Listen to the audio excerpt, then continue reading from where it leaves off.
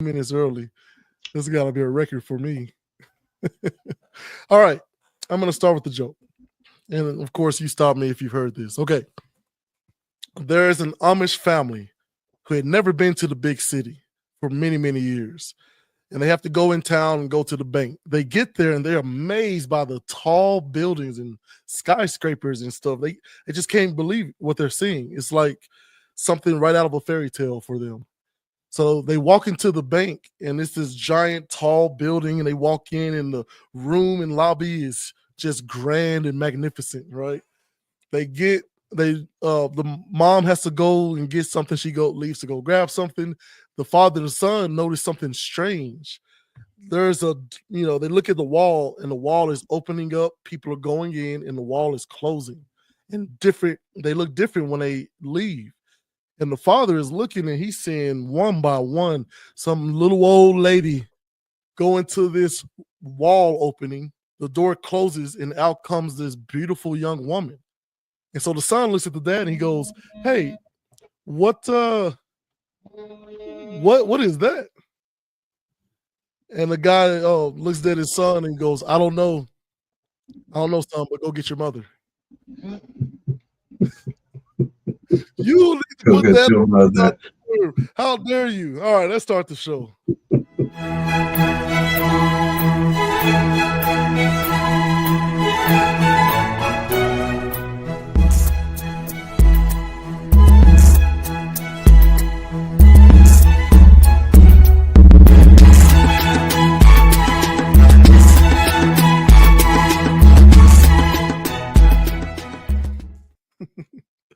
All right, all right. Welcome back to Urban Academia. I am your host, Jay Zilla, as per usual. And back for part 2 of our wonderful question is our wonderful friend, writer, author, playwright. I mean, all the things, right? Mr. Byron C. Saunders. Say hello to the people. Well, grace and peace to all that are paying attention and listening. It's another blessed day, and I hope you and your family are receiving the blessings that are bestowed upon you. They're part of your journey. Absolutely. Thank you so much. So we're going to get right into it. Before the show, we were talking about the ideal of what's a game and what's not a game, especially with everything happening here in America with our government. Will you want to kind of, I guess, briefly explain our conversation and give us your thoughts on that? Okay. All right. We are in a critical part of our democracy at this moment where some folks, let's just pick, we're going to pick on the current administration, believe that their deliverance of policy and whatever you want to call what they're doing is supposed to heal our nation, bring us all together. However, in the first 2.5 weeks, the game that they're playing is neither bringing us together, but encouraging us to be even more afraid of whatever game they think they're playing. Uh, it's unfortunate that what they have done thus far. Let's just take the air crashes that we've had. Well, in the first 5 days, we had no Secretary of the Federal Aviation Administration. And under that leadership would come uh, the support and understanding of the disasters that happened, that to have our government instantly provide us with some kind of comfort, guidance, and leadership, understanding that yes, there was a mistake that was made. But what really the worst part is that there's 68 people who are dead. That cannot be part of a life and death game for us all. Either you're going to lead us and provide us with the comfort knowing that you know what you're doing. But when you have nobody at helm in charge of guiding the planes to safety, that tells me there's an incompetency, that you're not understanding the dynamics of our government. You're just playing a game. You just want to make more money, and you don't care What did you say? What do you want me to do? Come down to the Potomac River and start swimming? Wow, really? Is that how you play your leadership role? And remember what we said last week, the six core principles of really being a good leader. You feed your hungry. You clothe your naked. You shelter your homeless. You heal your sick. You give hope to the hopeless, and you protect the planet that we live upon. And in those 5 days, now we're into the 19th day, you have failed on all six of these. So who are you leading? Why do you want to lead? I think the more question is that why and how are we going to either keep your toes to the fire, or we have to really take you out of this office because you're failing us miserably. We don't need that kind of leadership. Life is not a game, people. It's the real part of what we have to do in order to advance as a nation with a moral compass that cares for humankind. You don't care about the Palestinians, that's rather provable. So, whose game are you playing? Life game, or you're just your own selfish, self-centered game? That's a major question we're going to have to answer to our global community. So, I mean that, and we have serious questions and issues that are popping up every day. Was there not two more plane accidents after that in Philadelphia? Down in Houston, you had to evacuate people off a plane on a runway.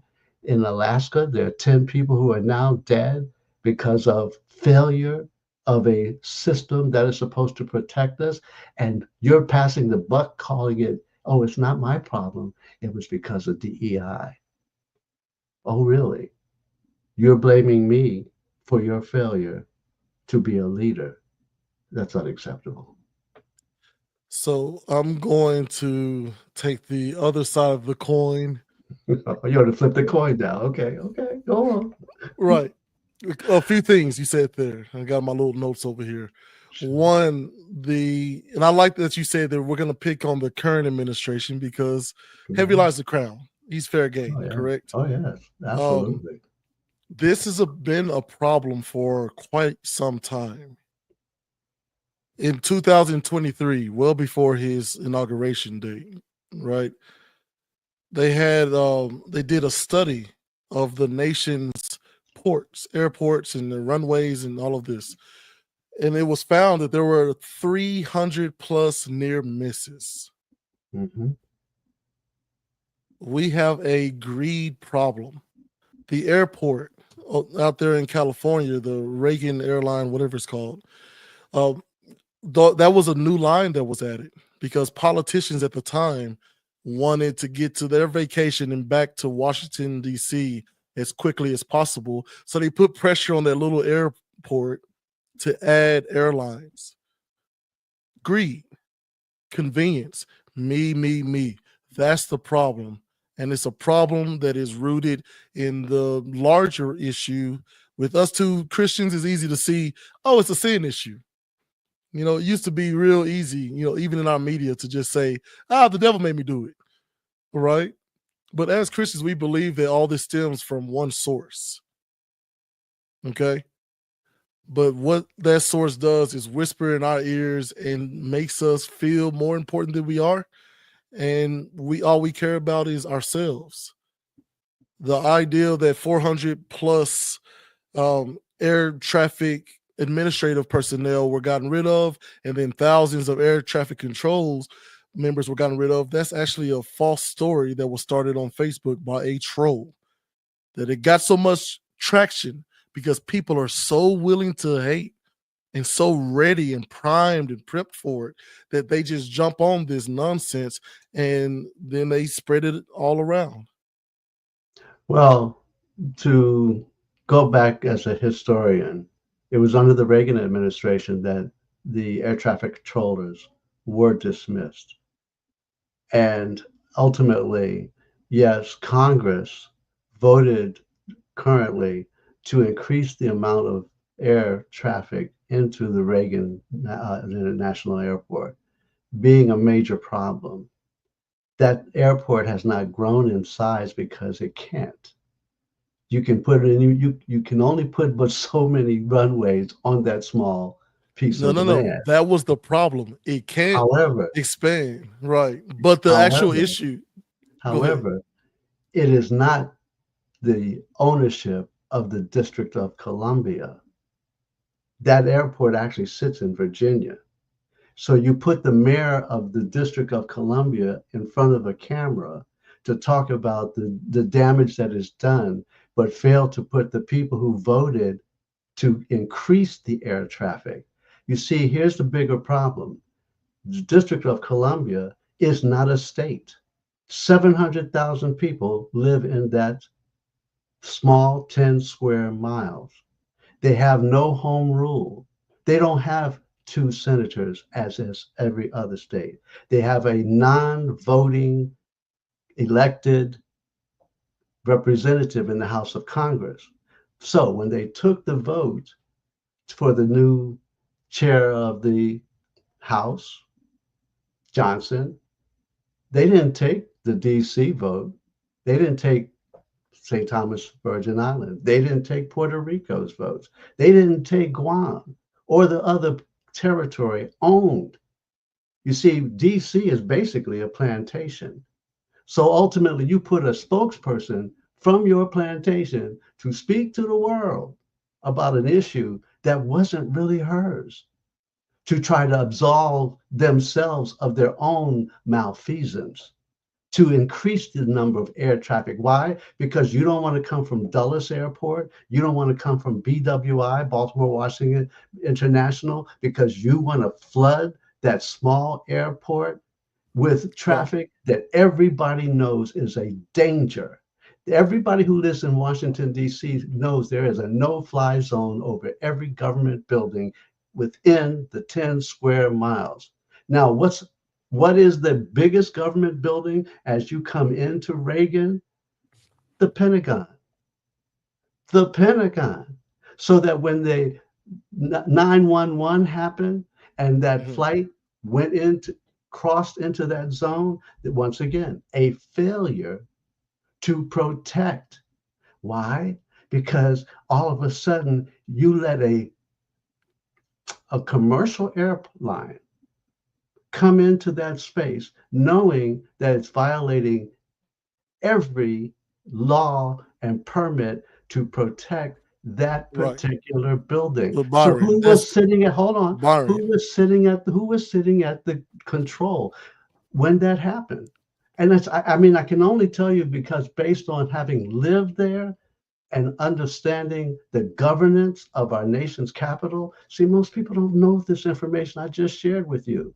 And But instead of getting bogged down by just the airport, Byron, my point that I was making is exactly the point you're making in that legislators put pressure to add air routes to be more convenient for them, which is way past what the actual airports themselves can handle. exactly.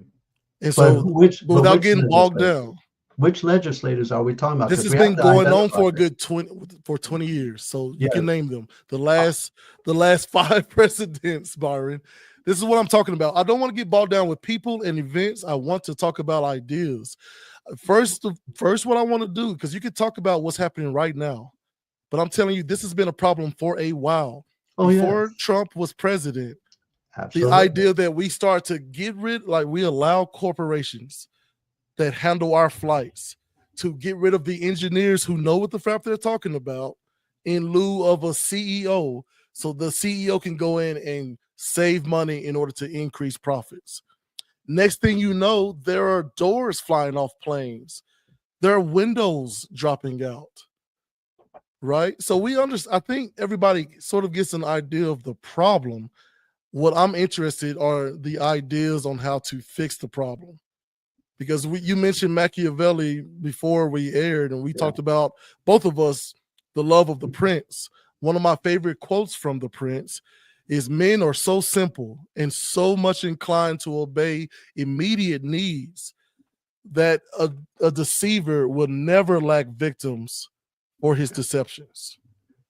Yeah, for those who don't understand that, P.T. Barnum said it even better. suckers born every minute. So it's like, There you go. There you go. Well, somewhere my co-host Chulo Rich is smiling. Was like, yeah, there you go. Because his catchphrase for everything is it's all pimping. yeah, it's all pimping. Come on. But see, once again though, the legislators that you're talking about, I can guarantee you, they all voted against DC being a 51st state. So you see, there is a pointed blame. You have to understand You say it's a who. pointedly blame, but I'm not willing to Yes, stop and it. Those people in I those legislative bodies, oh there's man, something bigger listen, at work here.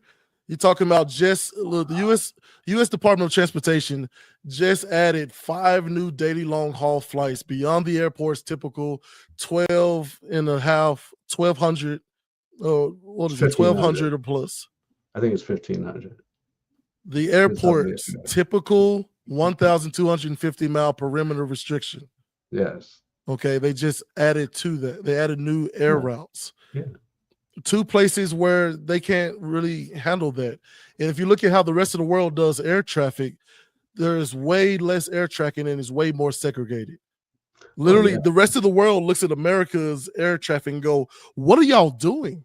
Well, America's got to go, go, go, baby. We got to get this important person over here, this important woman over there, this important kids up here. We don't have time to think about that. We'll figure out the rest. 300 near misses. That's almost one a day. That was in 2023 alone. Yeah. So what is it? Exactly. Because if you look at the supply and demand, as we Americans demand more, and then we turn a blind eye to how those demands are met, many can say that we are a part of every single problem that we ourselves are calling Oh out on yeah. the internet. Oh, absolutely. We are. But see, once again, you said the magic word right at the beginning: greed.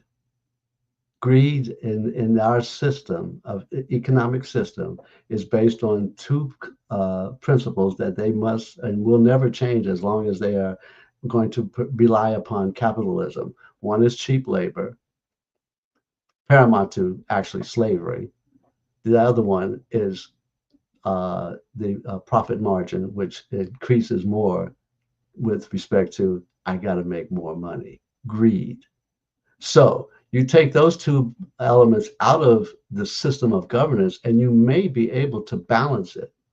But as long as you allow those two to coexist, you see all of this tariff stuff that they keep talking about. Most people are like, "Oh, stop giving me word salad, tariff this, tariff that." What it just means, folks, is you're paying more than you should be paying. So what we start when we had this conversation last week, eggs were $7 a dozen. Well, guess what? They're up to $10 a dozen now. Okay. Now, chicken.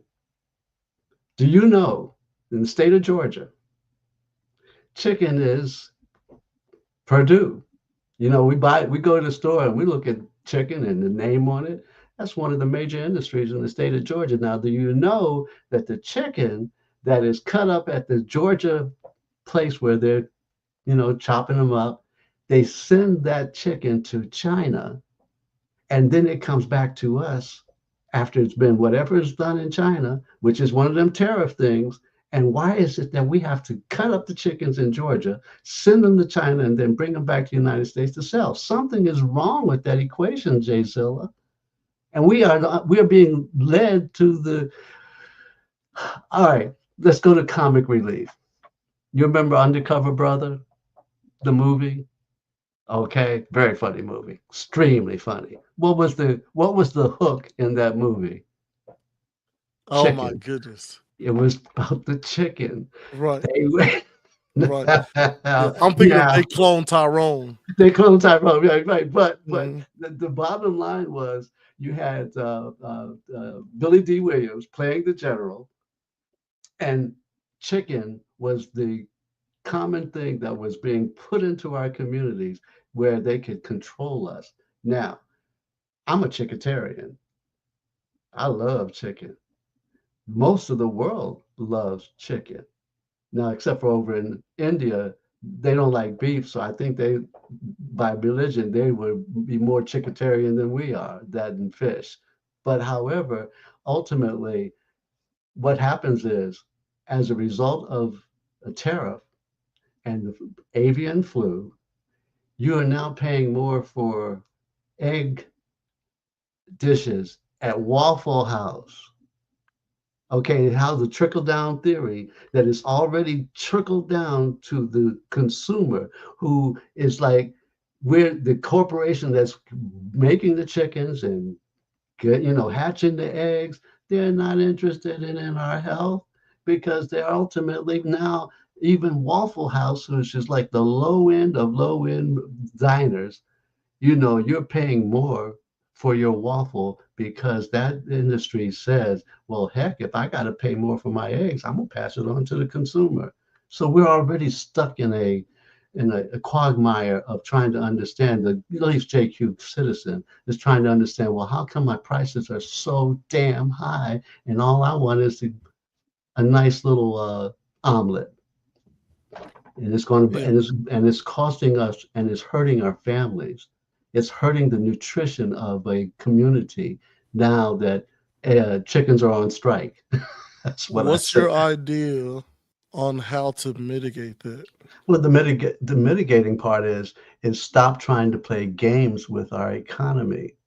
Now you are playing a game No, no, no. of I'm talking about something we can actually accomplish, sir. the actual You're not going to accomplishment. stop a Trump from playing No, games. no, but you Yeah.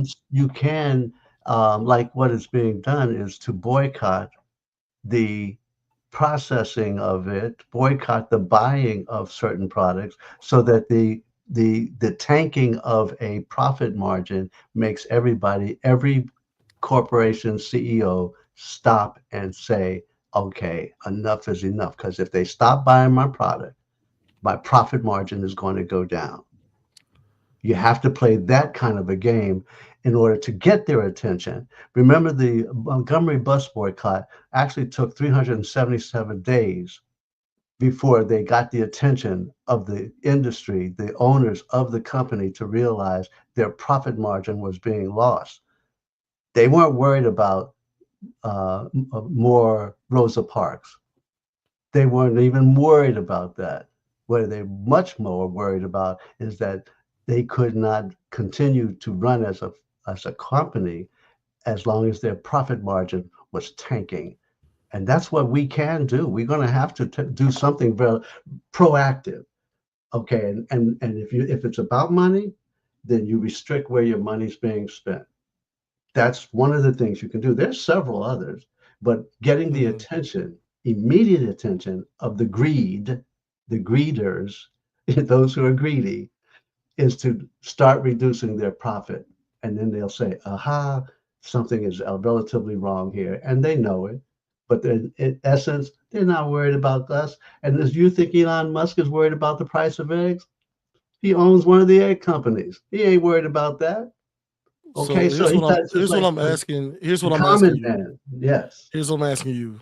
To the common man, they Yes. all just nodded off. Well, perhaps they did, but they don't. If they can't afford to buy that Here's what I'm egg saying to you, for their Byron. family, even the army has stopped. Okay, hang on, Byron. Hang on.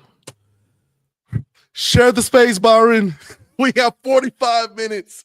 Share the space. You've been on radio. I know you know how to do this.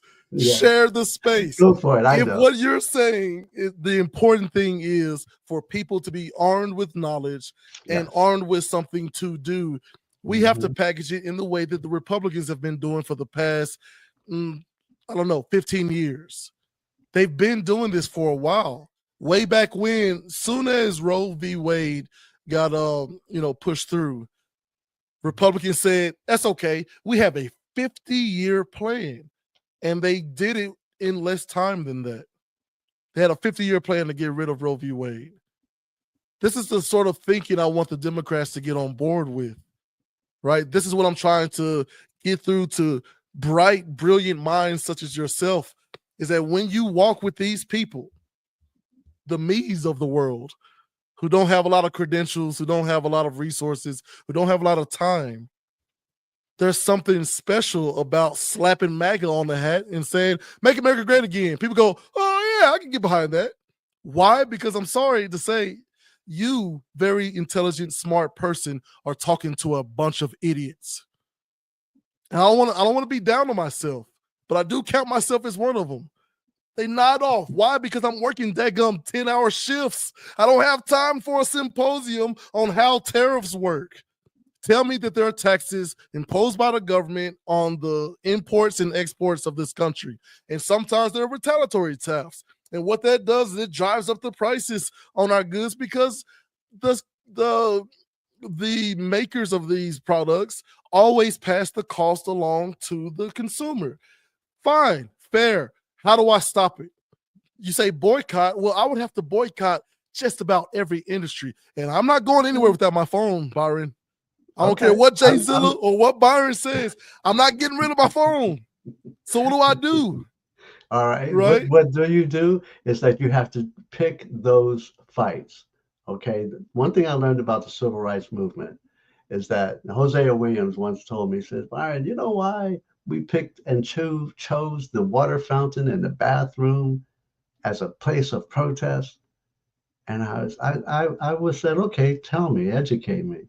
He said, because if we had chosen to boycott for the purpose of fair pay, housing, ain't nobody gonna jump off the bench to go and get into the streets for that. But you talk about being able to have access to go to the bathroom, to get a drink of water. See, it's the little things like that that gets people's attention. And then you can give them the other bigger items because at that point it's like, wow, I was I was afraid to do anything else because I've been operating through oppression and through fear. And when you break that fear, okay, and yes, heads got bashed just for protesting to go to a bathroom. Heads got bashed because you wanted to get a drink of water. Going to get your right to vote, my God, that took a long time, even though the 14th Amendment, the 15th Amendment, it was a guarantee of giving you access and privilege. But then you had to deal with poll taxes, tests, voting tests, recite the Constitution just to get my right to vote. I mean, we have to understand that journey has taken us quite some time. Don't forget Fannie Lou Hamer. Don't forget SNCC. Don't forget uh, um, the leaders, the men and women. Don't forget Nat Turner. Okay. Don't forget 12 Years a Slave. That was a freed man taken off the streets of Washington, D.C., almost like the immigration that ICE is going through right now. Freed Black man and then put back into slavery for 12 years. Now, if you don't know that story and it's not taught to you, so education becomes just as much a powerful tool as anything else. But if you're ignorant, you can't even possibly understand Machiavelli.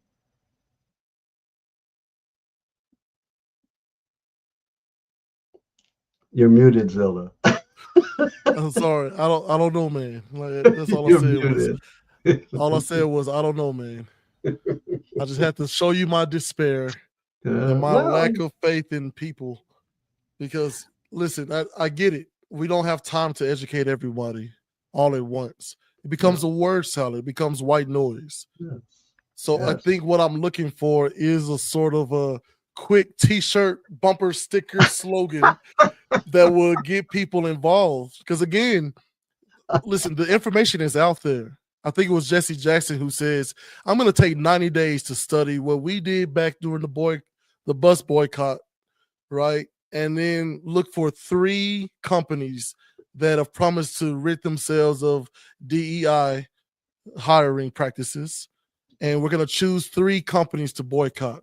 Because Yeah. even he realized you can't just say, oh, because they do this, we are boycotting. Because then you have to apply that to everybody who's doing this, which happens to be every American company just about, with, I would say, 5,000 employees or more. But we have to ask yourself the question, did the civil rights movement, was it successful? Yes, and why? is my And my chief concern is why people are why looking was it? at, well, a million people marched in the streets. It wasn't that. It was a great Why, why, show, why was it right? successful though? You're a Economic mhm. chokehold.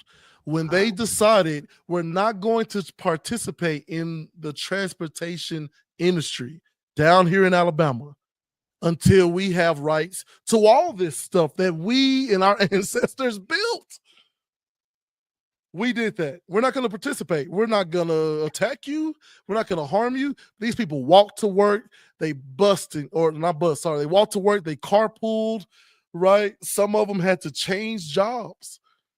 But Now, because that happened, it drugged that industry down to where they mhm. had to at least consider making us, I don't know, human. Now, here's the other second half of this question.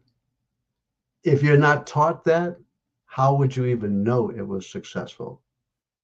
Fair. But I think what you're discounting and underestimating how far we've dropped. How okay, you're over, I think you're underestimating how brilliant those slave owners' plans after Reconstruction and Jim Crow were and how deep they go. They've got us at such a level that it's going to take decades of education to even get to the point where we can then start to think about these things. It's going to take financial freedom. It's going to take unity, But you got to right? know something to be able to know how to do something. And Of what use is if you're your not knowledge if you if can't you're convey it not to others? You're an but if author. you You're an author. Tell me this. Someone who does nothing, they have no knowledge of your last story. They know okay, nothing about the world. Don't you true. pull them into your world bit by bit? Don't you masterfully walk them into a direction that you want them to walk? And then, bam, here's the first act, Magellan, whatever it is, MacGuffin. That's what it is, right? MacGuffin, right? It's Okay. that story circle, Well, right? yes, because Here's the thing. as a Yeah. storyteller in my village, as a griot or griot, however you want to pronounce it, the storyteller will start with the simple beginning to give you the lesson. Remember, Christ was intellectually superior to the crowds that he was speaking to. And even though he had more knowledge than the rabbis in the temple at 12 years old, but at 33, he couldn't come in and talk that same intellectual, theological to the common person. So the Beatitudes became a lesson in parables so that the least intellectual could understand the simple story. And that's what we have got to realize is why the success of a man of peace could reach the common person, the common human being. Didn't matter your class, didn't matter your sexual preference, didn't matter your wealth. It didn't, none of that mattered. So Mhm. that when he spoke in that simple parable, it was so simple. It wasn't convoluted with high theological concepts or mechanics, but it was just a plain little story that got your attention, and then to deliver that so that the message was like, aha, I understand it. And that's where we have to come back to. In fact, when you begin to restrict people being access to information in school. You got books that are being banned. I mean, did we not learn from Crystal Night in Germany when they were burning all the books and taking all the intellectual things out of the community, whether it didn't matter whether they were Jewish or gypsies, but they were restricting access to the little things that gave them hope. And so when you take that away, it's almost like a drug that's like being force fed to you. So now we're in that force fed drug concept of I'm not going to let you get any access. This is Machiavelli, by the way. It's the same principle. It's like keep them ignorant and they cannot overthrow or lead. And so we got a bunch of ignorant people right now. And you know that, and I know that. You can't tell me those 74 million people who voted for this clown are happy right now because their whole world is being turned upside down. Now, for those of us who have gone through this kind of stuff before, us people of color, we're like, been there, done that. You know, Right. I've seen this before. Jim Crow, what, 507? Just like you're going to reinvent something that we've been going through for 400 years? I don't think so. My So, you concern, know, my concern is what happened in Soviet Russia. yes. If you've ever had the both pleasure and horrifying realization as you go through the Gulag Archipelago, okay, as Solzhenitsyn is writing down things as he sees them, Hmm. right? Happens to be an author, by the way, Hmm. who's just writing things down, which is how he found himself in the Gulag himself. Hmm. You know, Hmm. one of By the the things he way, talks about. Yes, sir. go ahead. I was just going to say, by the way, my mother had her PhD in Russian area studies, so I do Yeah. understand what you're Oh, so talking she knows all about crime and punishment, Raskolnikov. Like you can get away with murder, but nobody gets away with anything ever, right? So, but this is what I'm saying. This is what I'm saying. about. My concerns is that the warnings back then Yes. that all you need for evil to prevail over good is for Yeah. good people to do nothing. Oh, well, that was the So same thing as Martin Luther King said. right. So He said that very eloquently. Yeah. you have those 70 plus people who 7 plus million people who voted for Trump, Yeah. right? Near about the same amount voted for Kamala. But True. the bigger number to me were the 40 plus million who just said, I can't. I can't. I They can't. were bamboozled. So it's so funny. We got 36 minutes into this show, a whole other first show, just for us to agree that we need to be more simplistic and direct to reach the common man. Oh, That's all I've been trying absolutely. to say this entire time. Oh, I Because mean, you're if you saying, put, oh, how can they? I'm saying, let me explain us dumb folks. You know what I mean? The Super Bowl tomorrow is the biggest thing. It's the biggest stage. We're gonna watch the human giants clash into each other, giving them little bits of, CTE.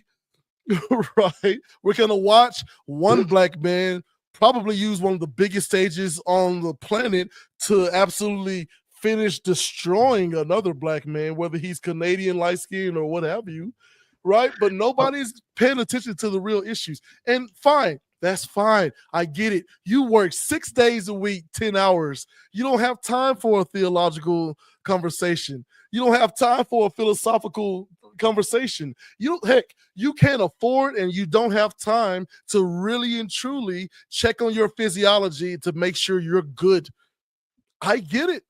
So what I'm telling big brains like yours is give me a parable. Give me a based on parable, what, please, pretty based, please. I got one. It's very simple. Based on your intellectual presence of just sharing with me that you know more than a little bit, is that based on what you just told me, your money is on the Eagles. No, I'm always for history. I'm always for history. I love the fact, like, I Look feel at the like stop the small. Eagles. I'm a Dallas Cowboys fan, first of all. Of How dare you, course, sir? I Yeah, know that. the Eagles. Oh man, I just got hives up and down my neck Think when you about said that. that. Thinking about that, I know. Now the So no, I'm going probability. for the Chiefs because I love the idea of Oh, history. I love that the fact listen. that this quarterback has a chance to do something that Tom Brady has never or nobody else in the NFL has ever done, which is 3 straight Super Bowl wins. I don't see it happening because the Eagles are a better team, but the Chiefs are better coached. They got a better quarterback. So who I knows? have been a Chiefs fan since the first Super Bowl, and I lost. So you're talking. I've been there, done that, Right. and I like the Chiefs. Let me tell you, if Mhm. I'll say this: if there's 30 seconds left in the game and the Chiefs got the ball, put your money on the Chiefs. I feel confident. I feel You gotta confident. be, you gotta Mhm. go with that because then, yes, the dynamics of the history Yeah. and the Mhm. magic of the moment, you gotta Mhm. go with that. But but I think it's due time that And I'm not, I don't bet anymore on the game. I just want a good game. I want the good food. I'm gonna be very simple with it. But as I said, 30 seconds left. I'm not betting against the Chiefs. I heard that, man. Okay. Parable. Give me a Yeah. parable. And look, Oh, that's everything you know about tariffs, everything you know about yes, yes, lack of leadership yes, in your, depiction of the current administration, yeah. everything you know about history, give us a parable that will help point us, we lay people in the Okay. correct direction. Here's the simple parable. Keep your money in your wallet. Don't let people put their hands in your pocket. Hold on to your cash because that debit card won't mean nothing when they shut down the system. And I can tell you how I know this because in the hurricanes, and I'm living in New York City, which was your money capital of the world, when Hurricane Sandy hit New York City, the eye of the hurricane came right over top of where I was living in Midwood, Brooklyn. Those next 7 days, cash ruled. Why? Because you couldn't go to an ATM. You couldn't get to your access of your funds because the systems were crashed. So at this point, I know that sounds kind of crazy and you don't want to put it under your mattress because then if your house catches on fire, you just burned up your whole thing anyway. But I'm just telling you, hold on to some extra money on the side because the system is guaranteed to crash at some point if it keeps going where it's headed right now. The market last week began to take dives. Now, it wasn't really hurting anybody because you're still up over 40,000. But when they start to lose 1% one day and maybe another percentage the next day, keep your eye on the fluctuation of the market because it's an indication of just how crazy our system can get.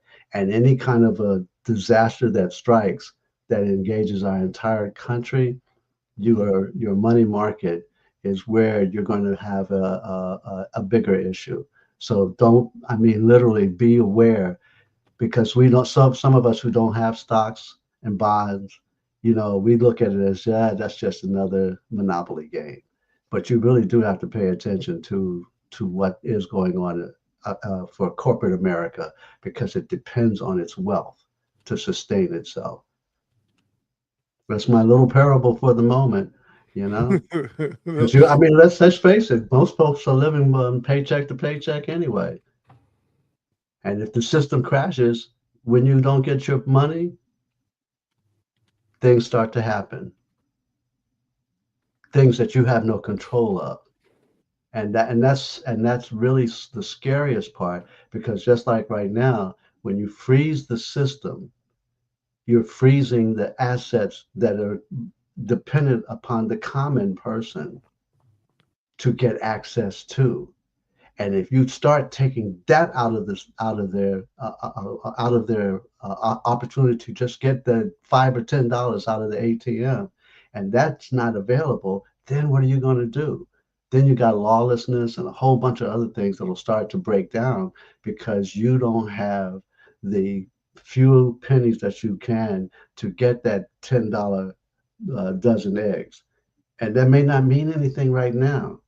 But if you look at Russia, and you look at how its economy has tanked because they don't have access like we do to the market for their own people.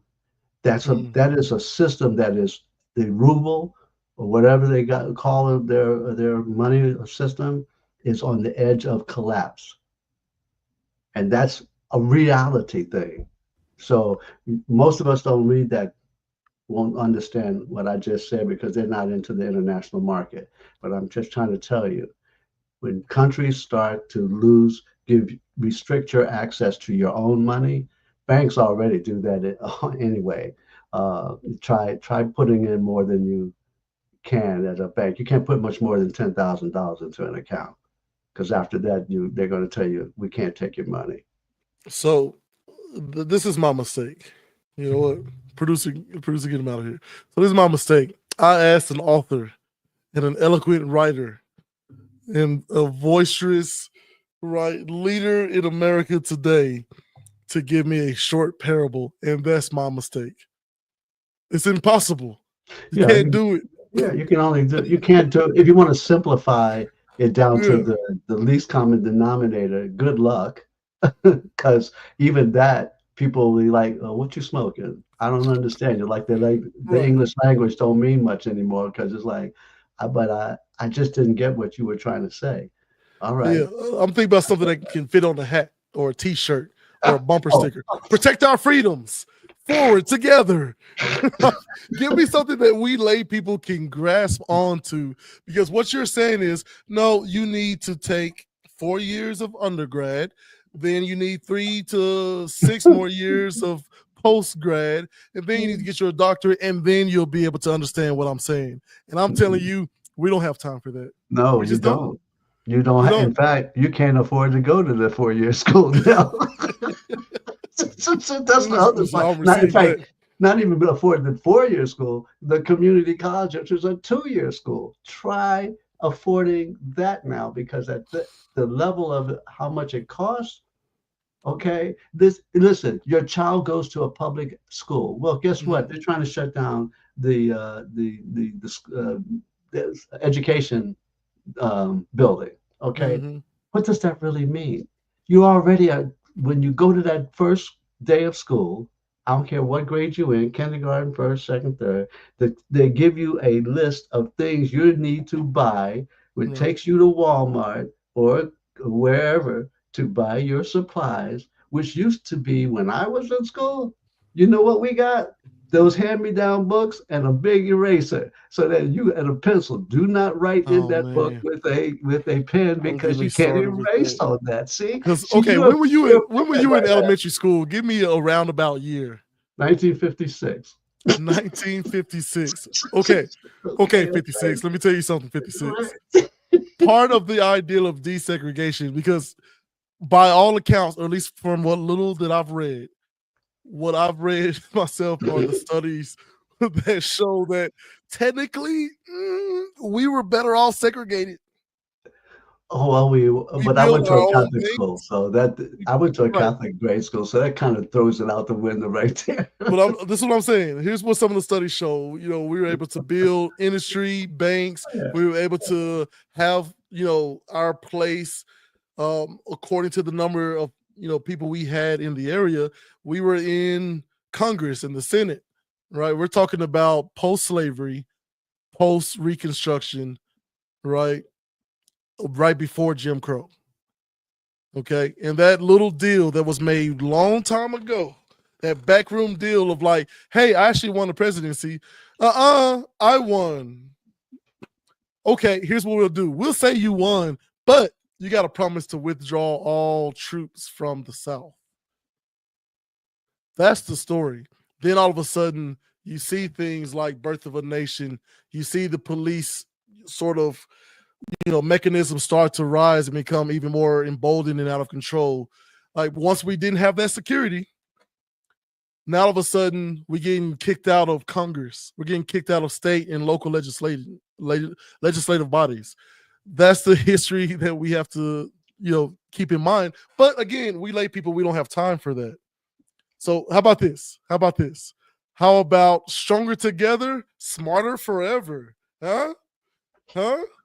The future is ours, right? Good luck. Unite, don't Good divide.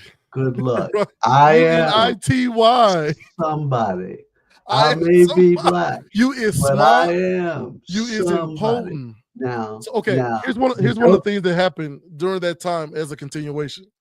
One of those things that happened is we said, hey, we need better books. We need pencils and things. And they were like, no, but you said equal but separate.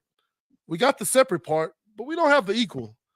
So here's the grand plan. Here's what we'll do. We'll we'll ask for desegregation.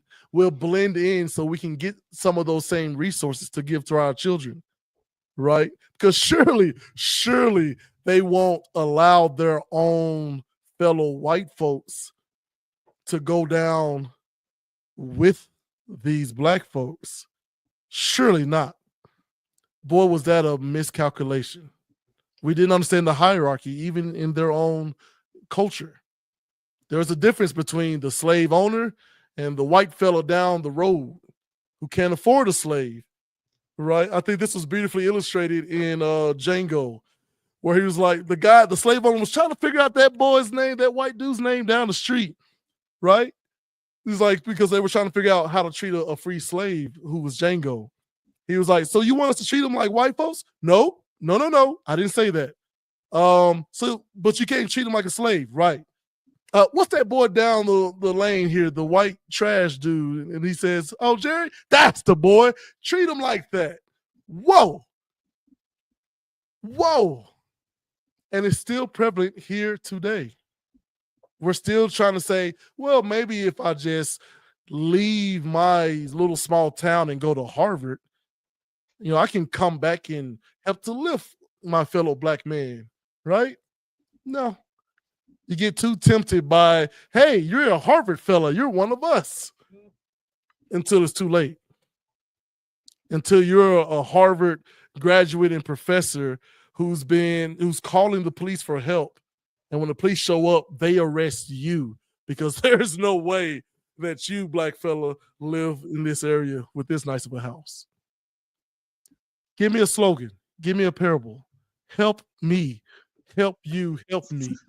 Wait a minute. Hold on. Sorry, that one was used in Jerry Maguire.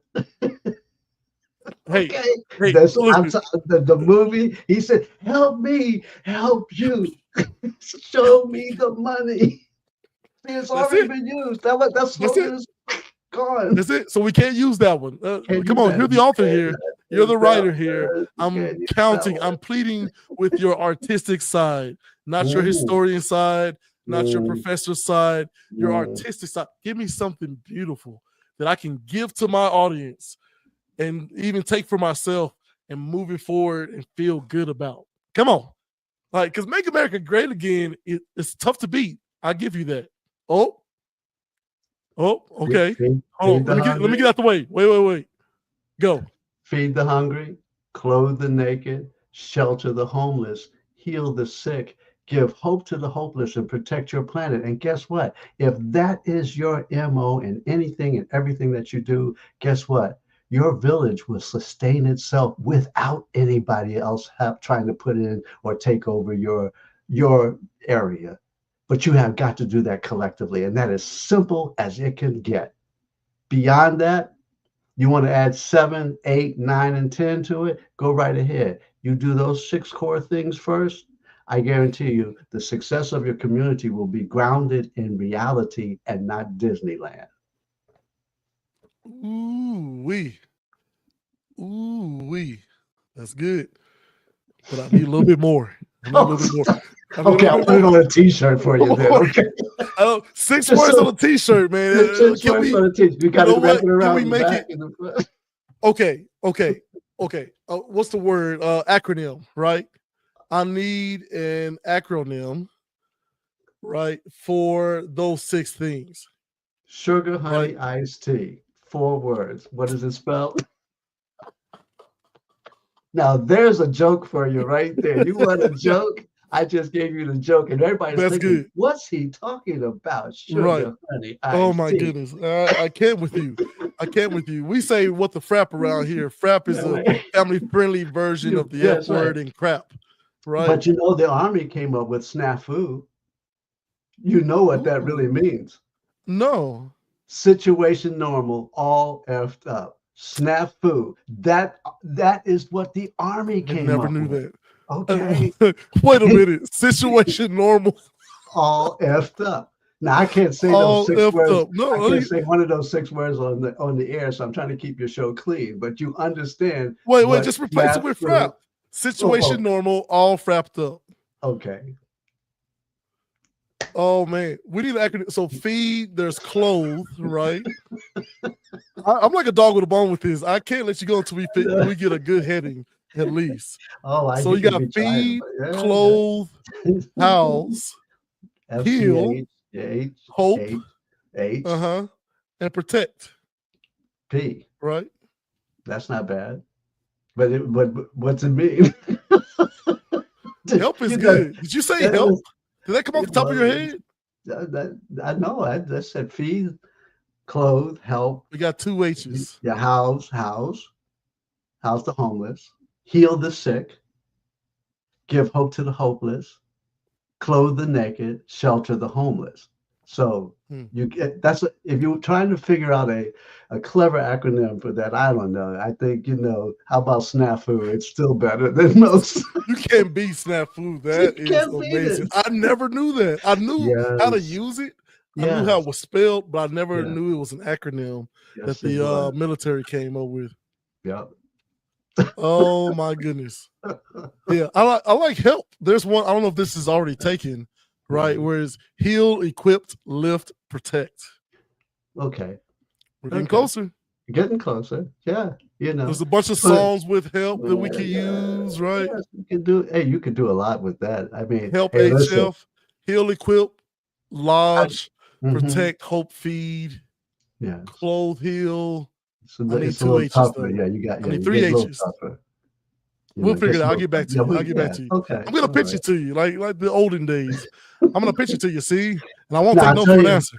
I've seen something recently that has really intrigued me because I've never been a lover of hip hop. Mm, I like it.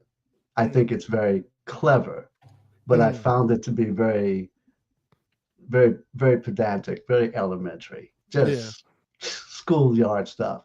Yet it's But so popular yeah, that we can but learn something from it. true, true. And they began to use it to teach. But I saw something which was a fusion of music and hip hop. And yes, her hip hop is very raw, but Doechii, I am telling you Grammy that, winner. Hmm. and her presentation, her rap, and I get it. I mean, but because you have to really pay attention, but listen to the music of her band behind her. They're playing jazz fusion, which is like, whoa, I haven't heard Yeah. that since Gil Scott Heron. And I'm thinking, Yeah. wow, she's really coming on like gangbusters right now. You know who And sort of started that thing? I mean, you can go as far back as Ray Charles with oh yeah, Georgia, yeah, right? yes. But that jazz feel in a concert presentation, when I was at Vanderbilt University, there Mhm. was Drake was there to do a Oh, performance. yes. And I'm thinking like, oh, I don't really want to go because rap concerts, they don't really do it for me. Because it's Hmm. usually the main guy and 50 other people all with mics Exactly. and towels and yeah. It's like mm. I know, right? Drake comes out. Okay, you don't even know that it's his time to come up here. I mean, Hmm. we kind of know that. Okay, he should be coming on stage pretty soon. Yes. Like you hear the drums softly playing, and the light comes on, and it's like a 4-piece band, Yeah. right? Yeah. And they're Yeah. just playing nice. And then all of a sudden, you realize, like, oh wait, they're playing a Drake song, and then boom, there he is, And there him he by is, right? himself, and the band behind him. Yes. Yeah. Right, So that was back in we like 2006 or so. So, yeah, we're yeah, coming back to another phase and this is cultural, that mhm, I'm really interested because I was like, wait a minute, I'm hearing I'm hearing several levels mhm, of a form, and then I'm hearing the words overlapping the form of the music, and then when mhm. I see her band playing behind her, I'm like, wait a minute. There's a whole lot going on here. This is just not Yeah, electronic music. These sisters are thumping and throwing down, and the trumpet and the saxophone and the yeah. bass and the lead and the piano, and then she's got her singers on the side and doing a little routine that goes with it. I said, okay, I'm with you. I got She's you. been here before, Yeah. but you know what? Most people, it's hard to get past the crassness Oh yeah. Oh yeah. while I got. simultaneously not realizing that back in your day, listen. You're not off the hook, Byron Saunders. Back in y'all's day was y'all like, yeah, I want to feel your love surrounding me. I want to feel your love come down. Like, get the frap out of here. We know what the frap y'all was talking about, right? But James for Brown says it. Yeah, James your Brown said it parents right. looked at that and was like, oh my goodness, this devil music. Oh yeah. Since we're going to talk about music now, here's a true story. Yeah. You know how jazz got its name? No. Okay. and I got this from a historian from New Orleans. Okay, now Uh-huh. I was the assistant director at the Louis Armstrong House Museum in New York, Ooh. but this historian from New Orleans told me in the 19 early 1900s, Mhm. 1910, 1918, 1919, somewhere in there, jazz was proliferating in New Orleans. Mhm. Okay, everybody says jazz, the birth of jazz is in Louisiana, New Orleans. Okay, the Catholic Church at that time was down on that kind of music, and because the musicians were smoking marijuana, and they were comparing it, the music and the form, to, and this is the quote that the historian told me. He said that the Catholic Church labeled it as jackass music. Jackass music then became jazz. Now, Jay Zilla, come on, and for those of us who are aficionados of good sounding jazz music, and then when you think about it, come all the way up from a Louis Armstrong to a Cab Calloway, who was what, rapping like a Cab Calloway Mhm. in a Minnie the Moocher. Come on, you got the band playing in the background, and he's sitting up there talking about a person who is talking about smoking some herb and doing some cocaine. And I mean, it's like all of that wrapped up into that music and a form which most people today don't even have an idea what I was just talking about. But you go Mhm. back to the 50s when and the 60s when rock and roll came on board. Okay. I I mean, you have mean, come on, yeah, come rock on. and roll somehow went from. I mean, it was the Beatles, right? It That's was, not rock and and then roll. out of nowhere, now you got that Chuck Berry and Jimi Hendrix, and it's like, whoa, that's something different. Okay, and when you throw in James Brown, then you begin to realize how much the influence. We're talking about the Mhm. simplicity of things, because at that point, you could everybody who didn't like jazz was then came into a this reality of funk, and like Mhm. James said, it's all on the one. Okay, and then you got folks who are thinking when they started the hip hop, what were they sampling? They Mhm. were sampling that early music Mhm. that came out of, remember, gospel music was hated by the early church. Mhm. Spirituals was what church music was. And So then no, when you nothing new under the sun. So there given and to you what come you're back to talking it, about, Saturday Night Live, 1981 or 82, somewhere up in there. yes. We used to talk about Funky 4+1, right? The Fatback Band, Sugar Hill Gang, and of course, Come our on. friends You lineage, know, yes, yes. right? The Last Poets, The last poem. Pharaoh's Davis's father. Pharaoh Davis's father, right? Well, that's right. Who I knew his father. Before Yeah. I even knew Pharaoh, I said, "Listen, your dad used to come up to the Frank Sylvia Writers Workshop and come up there and sample stuff with the new plays that we were reading." And so it's Mhm. like having and being a part of that cultural dynamic, which is why we have to protect the one real pure thing that is ours, and that Mhm. is our story, our telling the story, our Mhm. music. And if we don't protect it and actually give it honor and protect the sources that are developing it. We cannot allow it to be taken advantage of. We have to really protect it as if it's the most sacred thing that we have, and it is. And so we Mhm. really have a commitment, just like what you're doing now. This urban academia is more about protecting, investing the time to protect our source of our story and our culture. Mhm. And so morally, you've accepted that as part of your moral and Doing responsibility. my little part, Byron. This is what this is all about, right? I get it. Urban academia, how to sneakily put in somebody's mind. Like I love the story of oh man, who was it that banned marijuana? The politician. Oh, I mean, how far you want to go back? Reefer Madness, or if you haven't, Reefer Madness is good. you know, Um, it it goes almost back. sounds like Derringer. I can't remember. It goes back there. It goes. You got to go. You have to go back to the I root need to of Google this. the root of the the peace pipe. The Peace Pipe. So you're Okay, talking about all the way back to Native. you got to go I don't, back.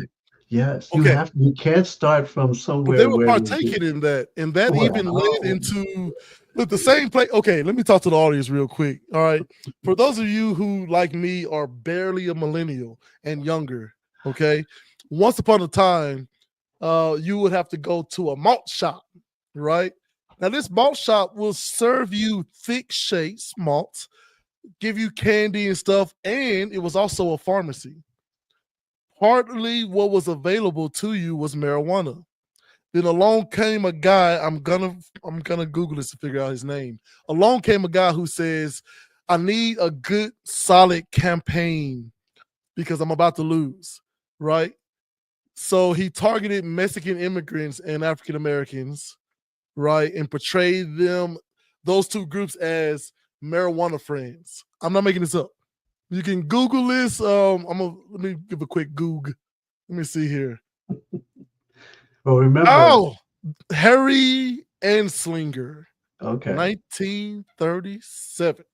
So around that Right? same time, you had Sigmund Freud in dabbling in Oh, cocaine. oh my goodness. Coca-Cola's original recipe was from cocaine. Listen, Okay. don't get me sued by a coach. Coca-Cola is see you if people don't have a knowledge base, it's just accepted as being.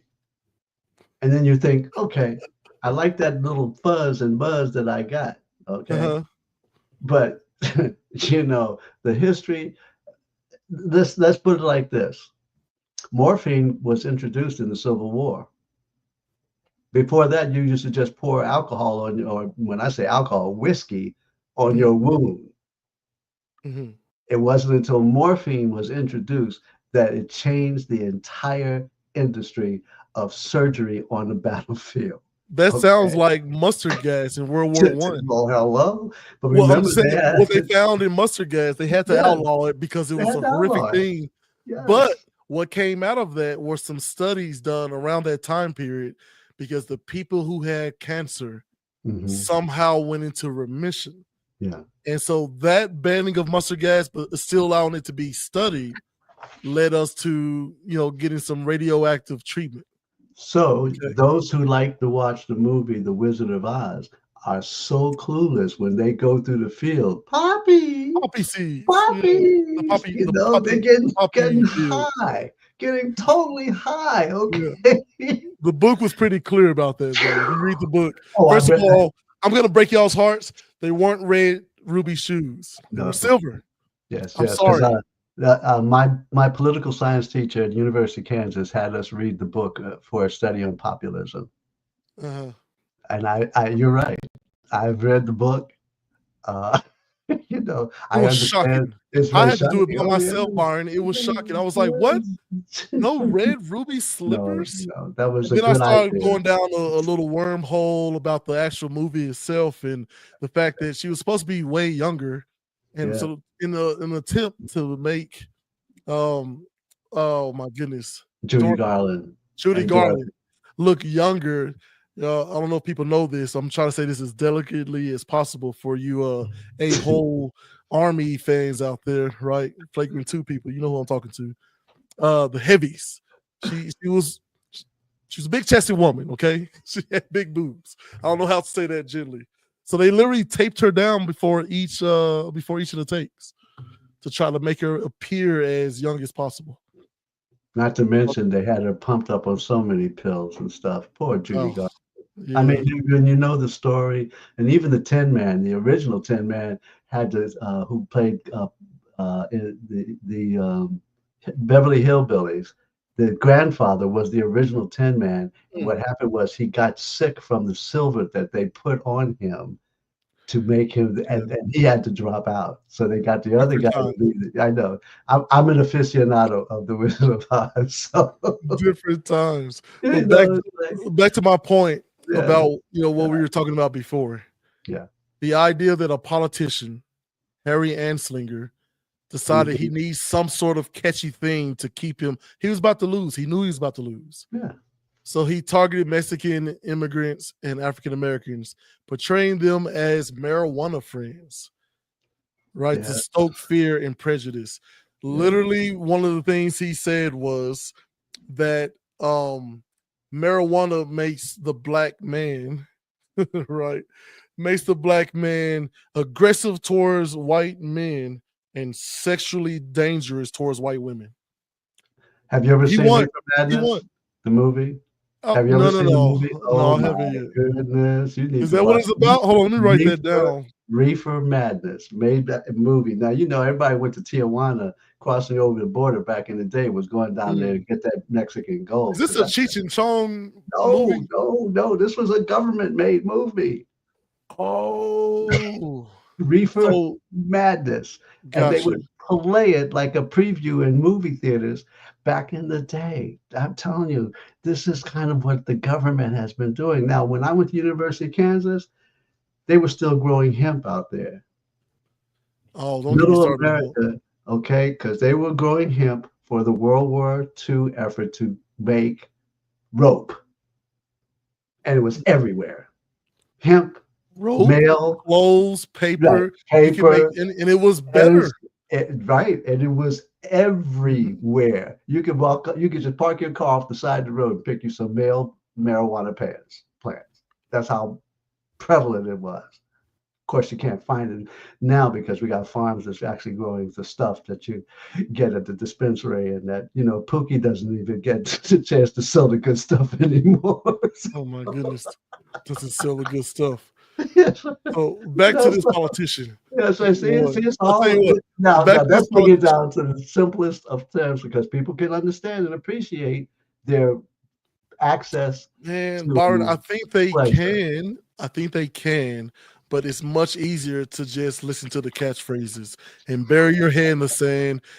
Take it out only to play with your kids for 10 minutes, kiss your wife on the way out, pet the dog, and then clock into your 10-hour shift. But like I said, there's a problem in this country where you have people working over 40 hours at Walmart and they All right, still qualify for food stamps. because There's you something can't. wrong with that. You got a person who is clearly willing to work and they Yeah. work hard. That is not an easy Well, job. I no. know from firsthand experience. $7 Right? an hour is not going to allow you to escape the oppression. But You cannot. understand, And that's you what know, you understand when you get it back down to the simplicity of it, and you're then telling a waiter that you taxing their tips. You know what's good for the consumer now who goes to a restaurant or to Cracker Barrel. Don't put the tip on your card. Put the cash on the table because it's undeclared. You put the cash on the table as your tip. But if you put it to your receipt, you're only giving more to the company and less to the server. as a person who has conversations very regularly in the modern day age with that group of people, they don't even realize that's a thing. Mm-hmm. I've seen them go like, "I'm sorry, I don't have cash," right? And like I put a nice little tip, right, 20% or whatever, and they, "Oh, thank you for the tip." And I'm like, that poor soul has no idea that she's not getting that money. You know, I don't know how to break it to her. I'm on my way out from dinner, right? I had My to work hard this week to even go to dinner. my father taught me a lesson about that many years ago when I was about knee high to a grasshopper, and we had Howard Johnson's hotel motels and Howard Johnson's restaurant. And we took a family trip from DC all the way up to Bar Harbor, Maine. Well, in Harrisburg, Pennsylvania, we went to a Howard Johnson's and was having breakfast. And my dad always would say, they would ask him, well, how would you like your eggs? He would say softly scrambled. And if they brought him out hard, he'd send them back. Well, at this particular time, as I was paying attention, they brought them out and they were perfect. And he brought the waitress over and said, "Excuse me, come here. I want to give you something. Please take this and give this to the chef for making my eggs the way I wanted." And she put cash in his hand. And I learned that because at the time, and I remember when I was in New Orleans, when I was down there 3 years ago, my wife and I, 4 years, uh, went to the quarter and had some really good uh, jumbo, jambalaya. And I asked the pretty nice restaurant, not a high class, but you can go in the quarter, you get the good food where just about everywhere. So I said, I want to see the chef because my son is a chef. I understand. And he came out and I said, listen, this is some of the best I've ever had. And I just wanted to say thank you and here's a tip because I know you were responsible for making this. And he then had a great conversation because then I told him my son was a chef. He's a corporate chef, private personal chef now at 26 years old. And it opened up the door to appreciation for saying thank you because we don't usually get a chance to do that. We just pay the server, but it's the chef back there who's really the one who's blazing and making it real for you. It's strange because the chef has a higher guaranteed rate than the waitresses. That's Yeah. how it's set up. But in Europe, it's not set up like that. Everybody Oh, gets paid what they're worth. oh, They'll well, look at you that's good. crazy, like, oh no, no, no, no, no, no. We don't do that here. Yeah. Right? Don't you give me your tips. Excuse you. Yeah. You know what I mean?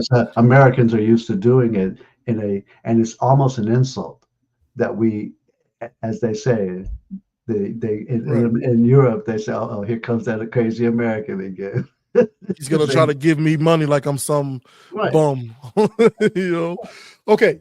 Here's what I want to connect to you because I do think this story about this politician Harry Anslinger Yes. connects to a lot of what we talked about over these last 2 episodes. So Yes. bear with me, okay? This politician comes up with the ideal sort of campaign slogan of Mhm. marijuana friends, which are Mexican immigrants and African Americans. Right? These two groups are a problem. When their men get a hold of this marijuana, like they go crazy and get violent towards white people, most notably white men, and sexually violent towards our women. What are you going to do? The other guy doesn't even think it's a problem, which is true because it's sold in the same places you would get your headache medication and your malts and your Yeah. candy. No one, it wasn't a problem. There was no science behind it. He just made something up. And then he did so well and held his position so well that they created a brand new position for him. Mhm. Okay. Which was let me look at it here. The Bureau of Narcotics. They just Mhm. made up a bureau. Just made Yeah. it up. It's part of the Treasury And he Department. ran it and Mhm. solidified what that thing was about for over 30 years before he retired. Oh yeah. And that same thing is now known as the DEA, Drug Enforcement Administration. Yeah. Exactly. And so See? now you start to see how those things pattern. But Right. here's what I want to do, Byron, because we can look and say that politician was awful. I'm looking at the people who believe that bull. I mean, some of those people have been using it and smoking it and making Oh tea yeah. out of it, utilizing hemp for at this point generations Oh yeah. and saw none of that. But they allowed their ignorance to drive their fear. Mhm. And as the saying goes, show me someone who's angry, and I'll show you someone who's afraid. Oh And at that moment, he got them. yeah. It Oh yeah. wasn't Totally. government, it was No. people who Yeah. failed themselves. Bought into the Kool-Aid. Bought into the Kool-Aid. Yeah. Sad. So Sad to we're gonna see. keep Very coming sad. up with we're gonna keep coming up with we got to get these parables together, man, because I love your comparison to Christ and how we should be purporting ourselves. Yeah. The ideal of the greater light ruling the day and the lesser light, ruling the night. Like we're the moon in this situation. That means we have to make sure that we have the reflective surfaces and Yes. we have to be in the right direction in order to reflect the light from the greater light, which is the sun, or in our case, God. Speak, More of that. keep speaking truth. Truth that Mm. is crushed to earth shall rise again. That is the parable for the day. Ooh, I like that. I like that. Now tell the people a little bit about what you do, where to find you, all on the Googles and whatnots. Of course, we'll Well, if I'm plaster it not in, everywhere.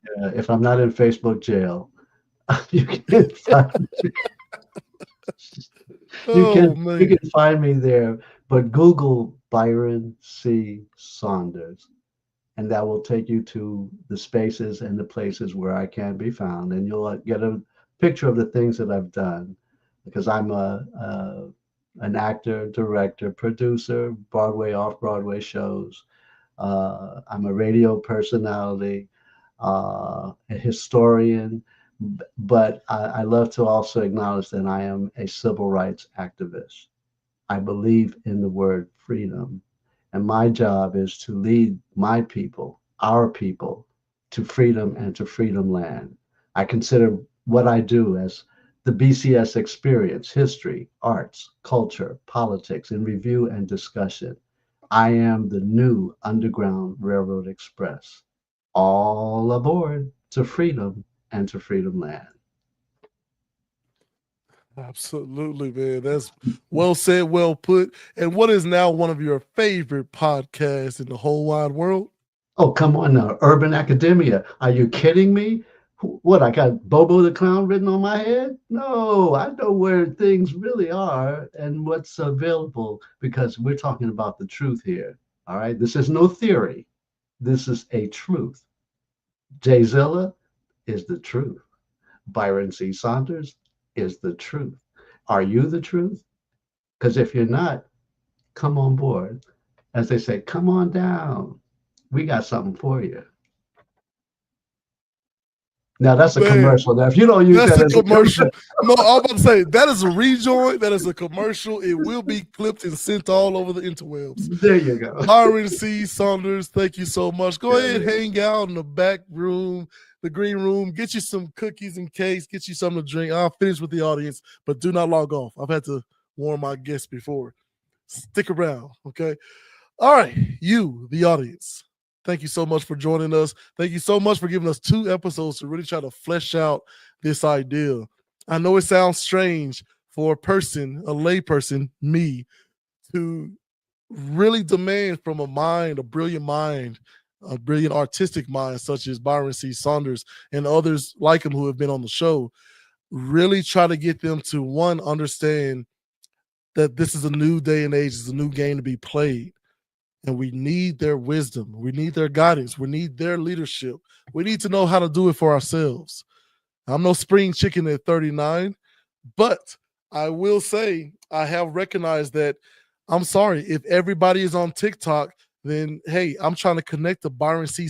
Saunders to TikTok. I want to get his big brain and wisdom and knowledge and historical, just what a myriad. I mean, he's a walking audio library, a wealth of information. I want to get that refined down into these little snapshots and then put them on TikTok. That's my little secret here. There. Now you know my ulterior motive. But, they say common sense ain't coming. And hey, I'm starting to believe that. Keep joining us each week as we try to watch me get some, and hopefully it rubs off a little bit on you too. Thanks to our guest, Byron C. Saunders. Please look him up. He's wonderful. He does a lot. My goodness, he does a lot. And he definitely should be having some things coming down the pipeline, some fresh things for you very soon. But with that, I'll say see you next week. Keep learning, keep growing, keep the faith. Peace. For you. For you. For you. For you. For you. For you. For you. For you. For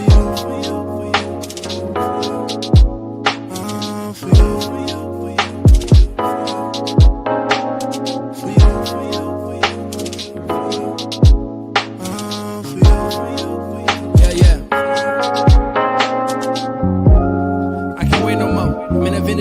life and limelight to stay